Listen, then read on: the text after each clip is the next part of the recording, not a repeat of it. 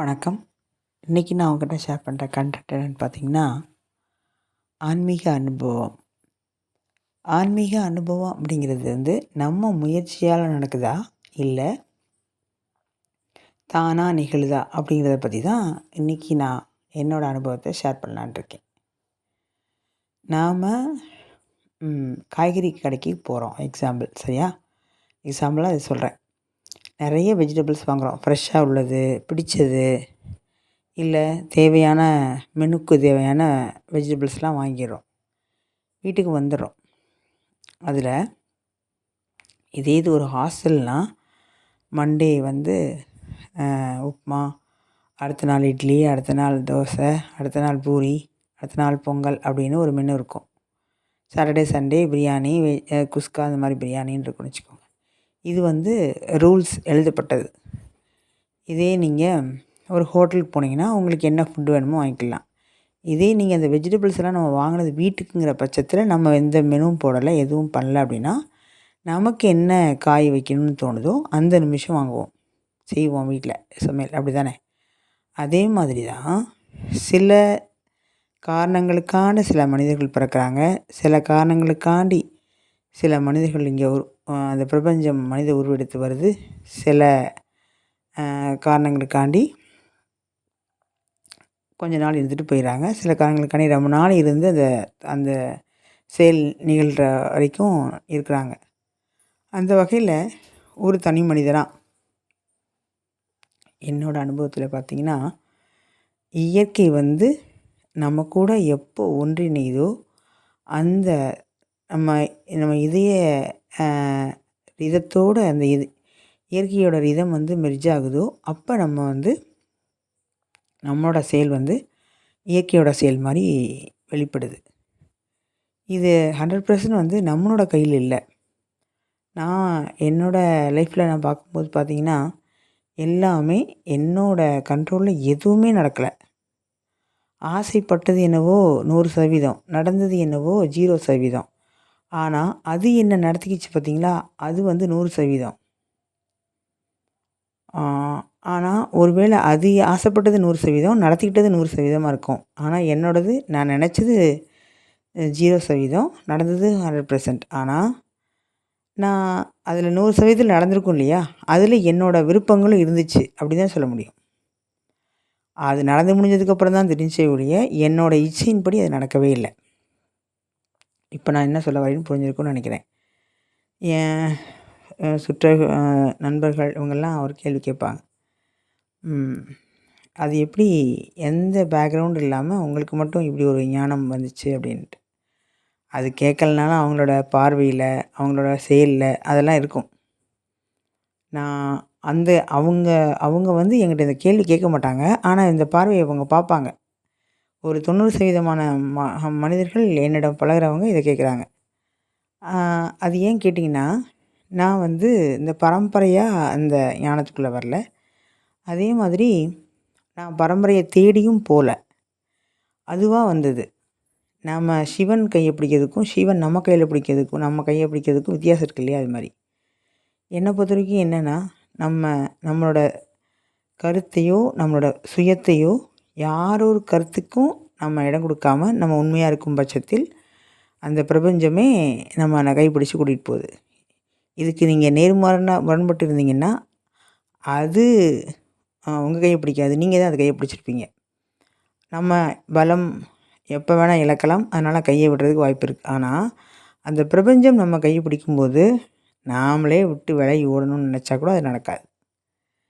இதுதான் என்னோடய லைஃப்பில் நடந்தது. அப்போது தியானம் நடந்துச்சா அப்படின்னா, நிகழ்ந்ததுக்கு அப்புறம் தான் இது தியானம்னே தெரிஞ்சிச்சு.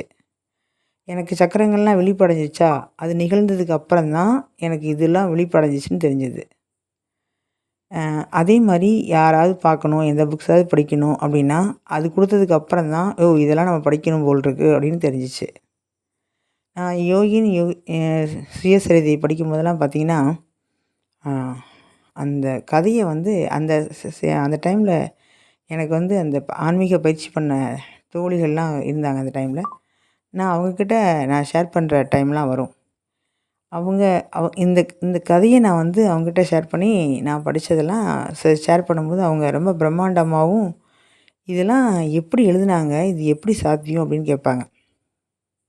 ஆனால் இதை படிக்கும்போது வந்து என்னென்னா, ஒரு ஒரு உயர்நிலை தியானம் இருக்கும் பார்த்தீங்களா? அது அப்படி தான் இருக்கும் மனம். அதனால எனக்கு வந்து இது வந்து உயர்ந்ததாகவும் தெரியல, தாழ்ந்ததாகவும் தெரியல. இது உயர்ந்ததா தாழ்ந்ததானே தெரியல. அந்த அளவுக்கு இந்த புக்கு வந்து நம்மளை கவர்ந்து இழுத்துட்டே போச்சு. அப்போது இதில் ஒரு சின்ன டெக்னிக் என்ன இருந்துச்சுன்னா, அவர் என்னெல்லாம் பண்ணாரோ அதெல்லாம் நாங்களும் பண்ணி பார்க்குறது. இந்த காசே இல்லாமல் வெளியே போகிறது. அப்போ வந்து யாராவது நமக்கு காசு கொடுத்து இங்கே கொண்டு வந்துருவாங்க. அந்த யோகியின் சுயசரிதையில் அவர் வந்து இந்த மாதிரி இமயமலைக்கு போவார். அப்போ கையில் எடுத்துகிட்டு போக மாட்டார் பணம். நாங்களும் இங்கே வெளியில் போனால் என் ஃப்ரெண்ட்ஸ் எல்லாம் வெளியில் எங்கேயோ போகிறோம் கோவிலுக்கு இந்த மாதிரினா காசு எடுக்காமல் போகிறது. போகிறதுக்கு மட்டும். ஏன்னு கேட்டிங்கன்னா நான் டிக்கெட் எடுத்துட்டேன். நாங்கள் வர்றதுக்கு மட்டும் இப்படி செக் பண்ணி பார்க்குறது. அங்கே போய் அவங்க தருவாங்களா இல்லையா? நம்ம திரும்ப வர முடியாதே! அது மாதிரி. இந்த மாதிரியும் சூழ்நிலை இந்த மாதிரி நான் பல செயல்கள் நான் வந்து செஞ்சு பார்த்துருக்கோம். அது எனக்கு எந்த வகையில் உதவுச்சுன்னா, அந்த மனத்தை வந்து சமநிலைப்படுத்துறதுக்கு, இன்ப துன்பங்களை சமநிலைப்படுத்துறதுக்கு, பணக்காரங்க, ஏழை இவங்கள வந்து நடுநிலைப்படுத்துறதுக்கு, அவங்களோட குணத்தை புரிஞ்சுக்கிறதுக்கெல்லாம் இந்த மாதிரி பயிற்சிகள் எனக்கு ரொம்ப உதவியாக இருந்துச்சு. இன்னும் இப்போ வரைக்கும் எனக்கு என்ன ஒரு புதிர்னா, எப்படி சித்தர்கள் நம்மளை ஆட்கொள்கிறாங்க, அவங்க எப்படி எனர்ஜி கொடுக்குறாங்க, எப்படி நம்ம கூட மிங்கிள் ஆகுறாங்க, அப்புறம் கொஞ்ச நாள் காணாமல் போயிடுறாங்க, கொஞ்ச நாள் வந்துடுறாங்க திரும்ப. அப்போது இதுலேருந்து என்ன தெரியுதுன்னா, அவங்க தான் நம்ம வந்து டைம் லிமிட் வச்சுருக்காங்க. நம்மளை டைரெக்டாக, இன்டைரக்டாக அப்புறம் அந்த மாதிரி பார்க்குறது. தென் வந்துட்டு கூட இறங்கி வேலை செய்வாங்க பார்த்தீங்களா? நம்ம கைப்பிடிச்சு ரோட்டில் நடக்கிறது. ஒரு சித்தர் கூட கைப்பிடிச்சு ரோட் நடக்கிறது ஒரு டைமாக இருக்குது. அவர் அங்கேருந்து நம்மளை வாட்ச் பண்ணிகிட்ருக்காங்கிறது ஒரு டைமாக இருக்குது. அதே மாதிரி நாம் அவர் பக்கத்தில் இருக்கோம், ஆனால் கம்யூனிகேஷன் இல்லை, ஆனால் ஜஸ்ட் இருப்பு மட்டும் இருக்குன்னு ஒரு டைம் இருக்கும். இந்த மாதிரி பல நிலைகளில் நம்ம லைஃப் வந்து போயிட்டே இருக்கும். அப்போது வந்து நம்ம நினைப்போம், இப்போ என்ன நடக்குது அப்படின்னு நம்மளால் யோசிக்கவும் முடியாது. யோசிக்கிற அளவுக்கு நமக்கு அறிவும் இருக்காது. ஆனால் என்னவோ நடக்குங்கிறது மட்டும் தெளிவாக உணர முடியும். அது மாதிரி ஆனால் சில சித்தர்கள் வந்து ரொம்ப லவ்வபுளாக இருக்காங்க. சில சித்தர்கள் வந்து இந்த ஸ்ட்ரிக்டான டீச்சர் மாதிரி இருக்காங்க. சில சித்தர்கள் வந்து ஸ்ட்ரிக்டாகவும் இல்லை, லவ்வபுளாகவும் இல்லை, நார்மலாக இருக்காங்க. சில பேர் வந்து அவங்கள பார்த்தோன்னே நம்மளை செல்லம் கொஞ்சிற ஒரு பாட்டி, செல்லம் கொஞ்சிற தாத்தா, செல்லம் கொஞ்சிற அப்பா, அம்மா, ரொம்ப கேரிங்கான ஒரு ஹஸ்பண்ட் அண்ட் ஒய்ஃபு, கேரிங்கான ஒரு ஃப்ரெண்டு இருப்பாங்களா, அவங்க மாதிரி சில சித்தர்கள் இருக்காங்க.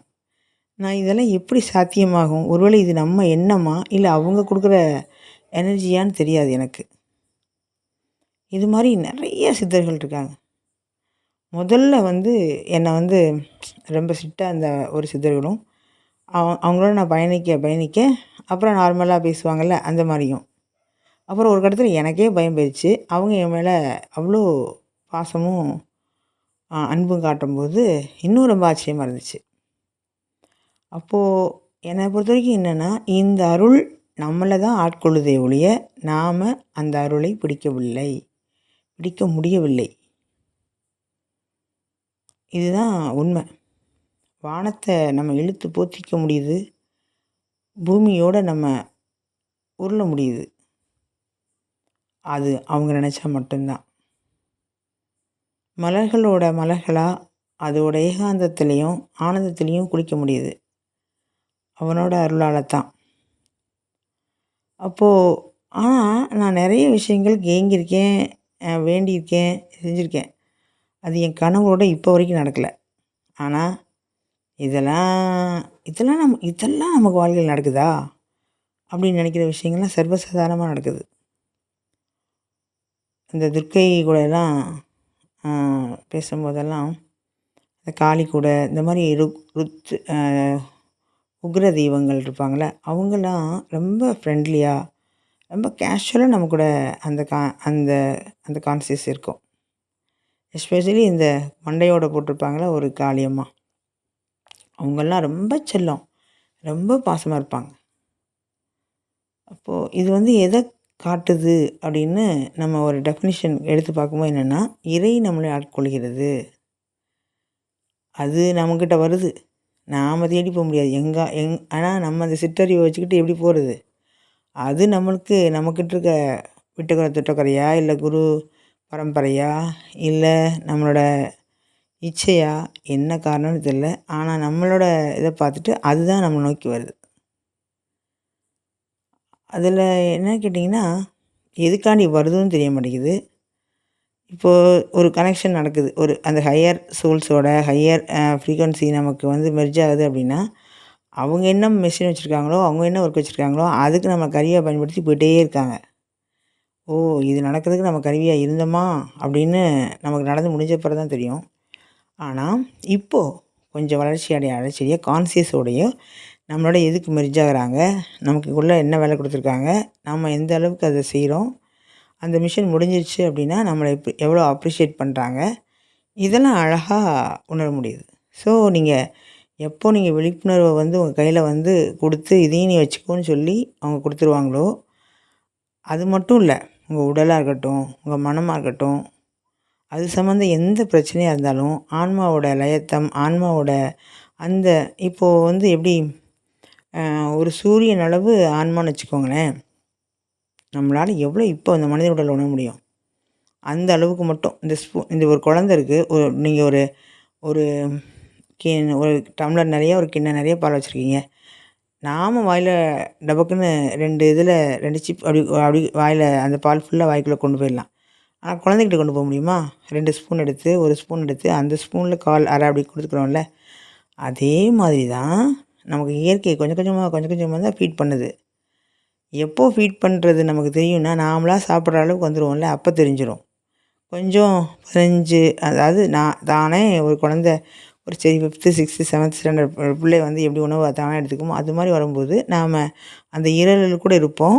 இறையருள் நம்ம கூட வேலை செஞ்சுட்டு இருக்கிறத தெளிவாக பார்க்க முடியும். ஆனால் எப்படி டீனேஜ் ஆனப்போ நம்ம ஒரு டைமில் அந்த ஹார்மோன்ஸ் இந்த நம்ம உடலெல்லாம் சுரக்குதில்ல, அதே மாதிரி நாம் அந்த டைமில் நம்ம இறைவன் வந்து நம்மளை வந்து சில சோதனைகளும் சாதனைகளையும் கொடுத்து செய்ய வைக்கிறாங்க.